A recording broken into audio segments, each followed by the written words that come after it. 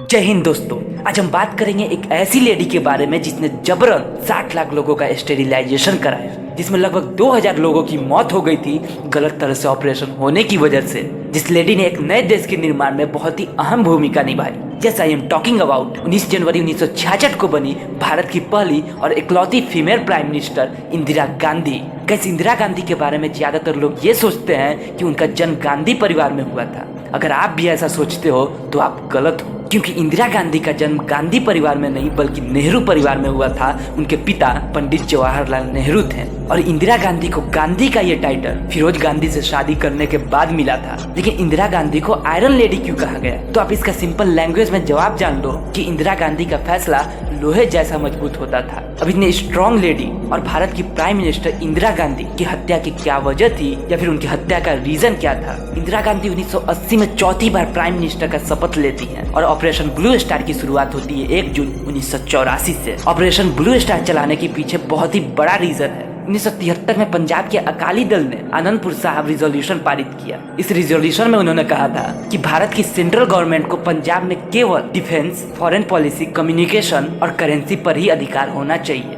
इसके अलावा सभी फैसले लेने का अधिकार स्टेट गवर्नमेंट के पास ही होना चाहिए। और इनकी मांग तो ये भी थी कि चंडीगढ़ को केवल पंजाब की राजधानी बनाई जाए। इन्होंने तो पंजाब को एक अलग राष्ट्र खालिस्तान बनाने का भी सोच रखा था। शिरोमणि अकाली दल का गठन दिसंबर 1920 में हुआ था। अकाली दल खुद को सिखों का प्रमुख प्रतिनिधि मानता था। इस रिजोल्यूशन का मेन हीरो बनता है जर्नैल सिंह भिंडरावाला। इन्हें दमदमी टकसाल, जो सिख धर्म और ग्रंथों के बारे में शिक्षा देने वाली संस्था थी, उसका अध्यक्ष बनाया जाता है। इन्होंने धर्म और मर्यादा पर भाषण देने की वजह से सिख समुदाय के एक बहुत बड़े हिस्से का ध्यान अपनी ओर आकर्षित कर लिया था। अब अपने इस मांग को लेकर पंजाब में हिंसा धीरे धीरे बढ़ने लगी थी। 9 सितंबर 1981 को हिंदी समाचार पंजाब केसरी के एडिटर लाला जगत राय की हत्या कर दी जाती है। इसी बीच जालंधर, अमृतसर, फरीदकोट, गुरदासपुर में हुए वायलेंस में कई लोग अपनी जान गंवा चुके थे। इन सब का एलिगेशन भिंडरावाले पे लगने की वजह से महता चौक के गुरुद्वारे के पास उन्हें अरेस्ट कर लिया जाता है, जिसकी वजह से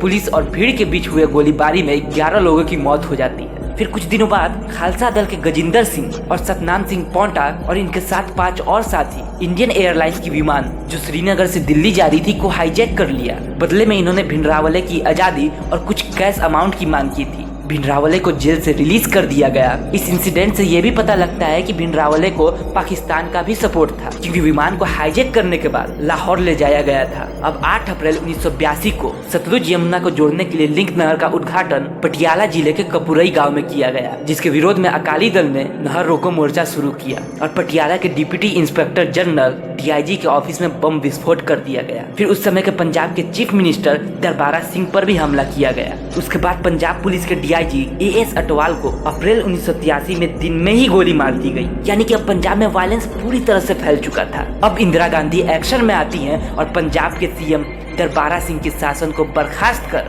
पंजाब में राष्ट्रपति शासन लागू किया जाता है और शुरू होता है 1 जून 1984 से ऑपरेशन ब्लू स्टार। 3 जून को सिखों के 5वें गुरु अर्जुन देव का शहीद दिवस था, जिसके लिए 2 जून को हरमंदिर साहिब परिसर में श्रद्धालु आने लगते हैं। 3 जून को इंडियन आर्मी स्वर्ण मंदिर परिसर को घेर लेती है। इससे पहले पंजाब से आने वाली सभी ट्रेन, बस पर रोक लगा दी जाती है। साथ ही साथ फोन कनेक्शन भी काट दिए जाते हैं। 4 जून को इंडियन आर्मी ने एक्शन लिया, जिसका बहुत ही करारा जवाब दिया गया। स्वर्ण मंदिर में मौजूद जर्नैल सिंह भिंडरावाला और इनके साथ मौजूद सिख स्टूडेंट्स फेडरेशन के द्वारा, जिसके बाद इंडियन आर्मी ने आर्मर्ड व्हीकल्स और टैंक्स का इस्तेमाल किया। 6 जून को जर्नैल सिंह भिंडरावाला मारे जाते हैं, जिसके बाद सदियों में पहली बार 6, 7 और 8 जून को वहां पाठ नहीं होता है। स्वर्ण मंदिर पर गोलियां चली और आकार तक पूरी तरह से तबाह हो गया। इस ऑपरेशन में 83 भारतीय जवान शहीद हुए और 249 घायल, 493 एक्सट्रीमिस्ट मारे गए और 1592 को गिरफ्तार किया गया, according to central government report. लेकिन सिखों का कहना है कि इस ऑपरेशन में हजारों की तादाद में मौत हुई थी। ऑपरेशन ब्लू स्टार 8 जून 1984 को समाप्त हो गया और यही ऑपरेशन इंदिरा गांधी की मौत का वजह बनता है, क्योंकि स्वर्ण मंदिर में जो हुआ